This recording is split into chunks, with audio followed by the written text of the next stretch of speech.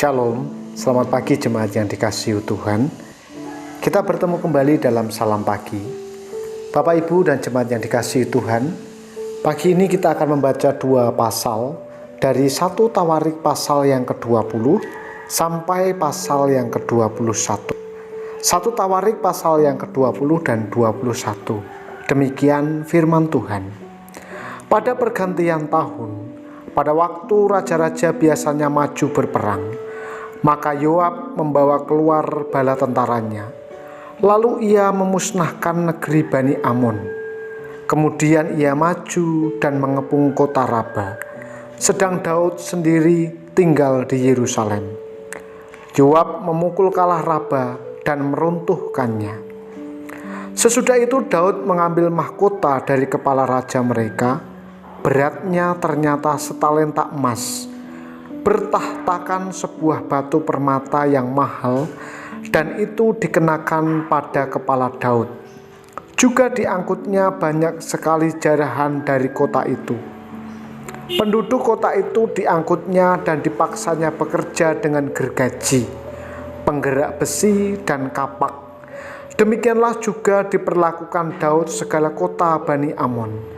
Sesudah itu pulanglah Daud dengan seluruh tentara ke Yerusalem. Sesudah itu timbullah pertempuran melawan orang Filistin di Geser. Pada waktu itu Sibkai orang Husa memukul kalah Sipai, seorang dari keturunan raksasa, dan mereka ditundukkan. Maka terjadilah lagi pertempuran melawan orang Filistin. Lalu Elhanan bin Yair menewaskan Lahmi, saudara Goliat. Orang Gad itu yang gagang tombaknya seperti pesa tukang tenun. Lalu terjadi lagi pertempuran di Gad, dan di sana ada seorang yang tinggi perawakannya, yang tangannya dan kakinya masing-masing berjari 6, 24 seluruhnya. Juga orang ini termasuk keturunan raksasa. Ia mengolok-olok orang Israel. Maka Yonatan, anak Simea, kakak Daud, menewaskannya. Orang-orang ini termasuk keturunan raksasa di Gad. Mereka tewas oleh tangan Daud dan oleh tangan orang-orangnya. Iblis bangkit melawan orang Israel, dan ia membujuk Daud untuk menghitung orang Israel. Lalu berkatalah Daud kepada Yoab dan kepada para pemuka rakyat, "Pergilah, hitunglah orang Israel dari Beersheba sampai dan bawalah hasilnya kepadaku, supaya aku tahu jumlah mereka."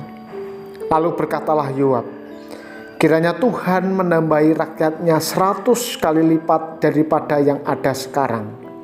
Ya tuanku raja, bukankah mereka sekalian hamba-hamba tuanku? Mengapa tuanku menuntut hal ini? Mengapa orang Israel harus menanggung kesalahan oleh karena hal itu?" Namun titah raja itu terpaksa diikuti oleh Yoab. Maka pergilah Yoab menjelajahi seluruh Israel, kemudian kembali ke Yerusalem. Lalu Yoab memberitahukan kepada Daud hasil pendaftaran rakyat. Di antara seluruh orang Israel ada 1.100.000 orang yang dapat memegang pedang, dan orang Yehuda ada 475 orang yang dapat memegang pedang. Orang Lewi dan Benyamin tidak dimasukkannya dalam pendaftaran, sebab titah raja itu dianggap keji oleh Yoab. Tetapi hal itu jahat di mata Allah, sebab itu diajarnya orang Israel. Lalu berkatalah Daud kepada Allah, "Aku telah sangat berdosa karena melakukan hal ini. Maka sekarang jauhkanlah kiranya kesalahan hamba-Mu, sebab perbuatanku itu sangat bodoh." Tetapi berfirmanlah Tuhan kepada Gad, pelihat Daud, "Pergilah, katakanlah kepada Daud, beginilah firman Tuhan, 3 perkara aku hadapkan kepadamu. Pilihlah salah satu daripadanya, maka aku akan melakukannya kepadamu." Kemudian datanglah Gad kepada Daud, lalu berkatalah ia kepadanya, "Beginilah firman Tuhan, haruslah engkau memilih 3 tahun kelaparan atau 3 bulan lamanya melarikan diri dari hadapan lawanmu, sedang musuhmu menyusul engkau, atau 3 hari pedang Tuhan, yakni penyakit sampar, ada di negeri ini, dan malaikat Tuhan mendatangkan kemusnahan di seluruh daerah orang Israel. Maka sekarang timbangkanlah jawab apa yang harus kusampaikan kepada yang mengutus aku. Lalu berkatalah Daud kepada Gad, sangat susah hatiku, biarlah kiranya aku jatuh ke dalam tangan Tuhan, sebab sangat besar kasih sayangnya. Tetapi janganlah aku jatuh ke dalam tangan manusia.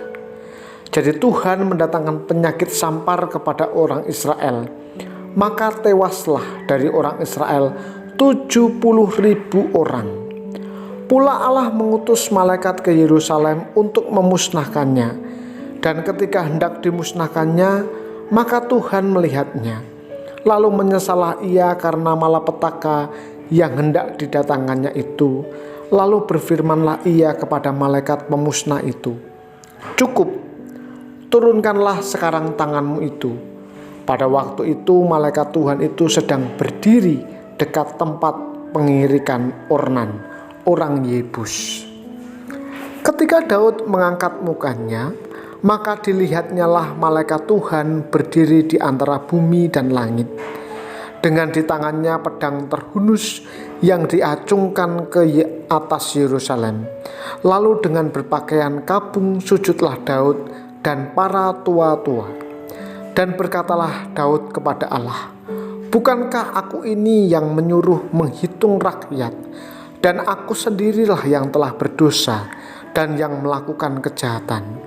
Tetapi domba-domba ini, apakah yang dilakukan mereka? Ya Tuhan Allahku, biarlah kiranya tanganmu menimpa aku dan kaum keluargaku, tetapi janganlah tulah menimpa umatmu. Kemudian malaikat Tuhan menyuruh Gad mengatakan kepada Daud bahwa Daud harus pergi untuk mendirikan mezbah bagi Tuhan di tempat pengirikan Ornan, orang Yebus itu. Lalu pergilah Daud sesuai dengan perkataan Gad yang diucapkannya demi nama Tuhan. Ornan sedang mengirik gandum. Ketika ia memalingkan diri, dilihatnyalah malaikat itu. Keempat anaknya yang bersama-sama dengan dia menyembunyikan diri. Ketika Daud sampai kepada Ornan, maka Ornan mengangkat mukanya dan melihat Daud. Lalu keluarlah ia dari tempat pengirikan. Kemudian sujudlah ia kepada Daud dengan mukanya ke tanah. Berkatalah Daud kepada Ornan, berikanlah kepadaku tempat pengirikan ini, supaya aku mendirikan di sini mezbah bagi Tuhan. Baiklah, berikan itu kepadaku dengan harga penuh, supaya tulah ini berhenti menimpa rakyat. Jawab Ornan kepada Daud, ambillah, dan baiklah tuanku raja melakukan apa yang dipandangnya baik. Lihatlah, aku berikan lembu ini untuk korban bakaran, dan eretan-eretan pengirik ini untuk kayu bakar, dan gandum untuk korban sajian. Semuanya itu kuberikan. Tetapi berkatalah Raja Daud kepada Ornan, bukan begitu, melainkan aku mau membelinya dengan harga penuh, sebab aku tidak mau mengambil milikmu untuk Tuhan, dan tidak mau mempersembahkan korban bakaran dengan tidak membayar apa-apa.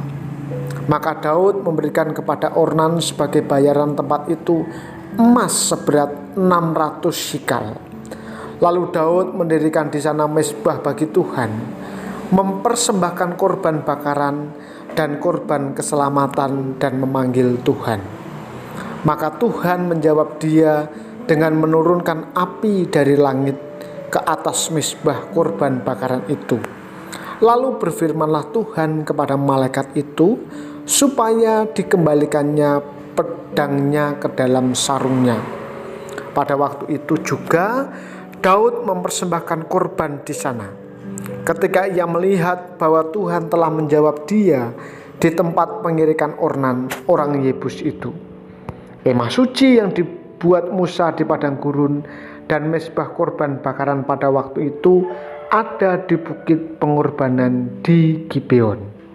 Tetapi Daud tidak berani pergi ke sana berhadapan dengan Allah untuk menanyakan petunjuknya, sebab ia takut kepada pedang malaikat Tuhan itu. Saudara yang terkasih dalam nama Tuhan, kembali kita terperangah oleh kisah kejatuhan Daud dalam dosa kejemawaan militer yang diresponi Allah dengan keajaiban anugerahnya yang menakjubkan. Mengetahui kekuatan demi kepentingan pengaturan strategi tidak salah. Bahkan Allah sendiri pernah memerintahkan Israel di zaman Musa untuk melakukan penghitungan tersebut. Menghitung kekuatan berdasarkan motif kebanggaan diri, itulah kesalahan Daud dalam peristiwa ini. Dengan tajam, firman Allah menyatakan bahwa ide-ide yang segaris dengan kesombongan tidak berasal dari Allah, tetapi dari iblis. Karena itu, kesalahan Daud besar sekali. Terlebih karena sebelumnya Yoab telah memberikan teguran. Dosa selalu membawa dampak buruk. Kali ini, sedemikian banyak rakyat harus mati karena penyakit sampar. Mengapa akibat buruk dari dosa pemimpin harus ditanggung oleh rakyat? Pertama, bagian ini memberi kita peringatan bahwa tidak ada seorang pun dapat hidup seolah hidupnya adalah urusannya sendiri. Kedua, dalam kepemimpinan zaman itu, kehilangan seorang pemimpin berakibat kehancuran seluruh bangsa. Sebab itu, Allah dengan anugerahnya memulihkan dan mempertahankan Daud demi kepentingan seluruh Israel juga. Tanpa mencari alasan, Daud segera mengakui dosanya di hadapan Allah. Ia juga memilih jenis hukuman berdasarkan prinsip, biarlah aku jatuh ke dalam tangan Tuhan. Bukan karena ingin mencari enaknya sendiri. Sikap ini menunjukkan bahwa ia menerima tanggung jawab dari perbuatan dosanya. Allah tidak pernah berubah, juga di dalam anugerahnya yang di luar jangkauan pertimbangan manusia. Bapak, Ibu, dan jemaat yang dikasihi, ketika kita beribadah menyembah Allah, kita memperbarui ingatan tentang kegagalan kita dan kemuliaan anugerah Allah yang mengubah kegagalan demi kegagalan itu menjadi keberhasilan. Mari kita berdoa. Bapa di surga, kami mengucap syukur kepadamu untuk berkat-Mu yang begitu besar yang kami terima. Melalui setiap kegagalan demi kegagalan hidup kami belajar bahwa Engkau mengasihi kami dan hidup kami Tuhan pelihara. Bapa, pagi hari ini hamba-Mu mau berdoa untuk umat Tuhan yang ada di GKMI Salatiga maupun di cabang Sumberjo, Janggelengan, dan Cugilan. Mereka yang saat ini terbaring sakit, mereka yang membutuhkan pertolongan Allah, kiranya Tuhan campur tangan dan memberkati. Mereka yang masih studi, Tuhan berikan semangat untuk belajar sehingga mereka giat dalam studi mereka. Kami akan memulai aktivitas kami sepanjang hari ini, dan kami serahkan hidup kami hanya di dalam nama Tuhan kami, Yesus Kristus. Amin. Tuhan Yesus memberkati.